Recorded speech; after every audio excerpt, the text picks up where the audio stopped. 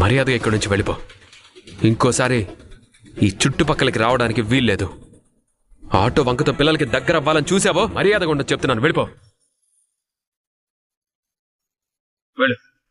Bro, ఏంటి bro, ఏం జరిగింది?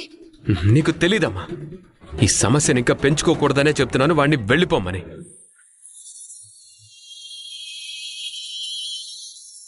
ఈ సమస్య ఇంకా పెరిగి పెద్దదవ్వకూడదు అనుకుంటే వాడు వెళ్ళిపోవాలి.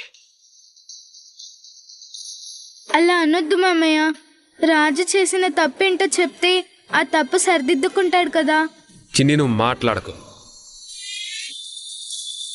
నువ్వు చిన్నపిల్లవి, పెద్దవాళ్ల విషయాల్లో ఇలా జోక్యం చేసుకోకు. చూడండి, రేపటి నుంచి మీరు మాత్రం వీడి ఆటో ఎక్కడానికి వీల్లేదు. ఎక్కితే మాత్రం ఊరుకోను.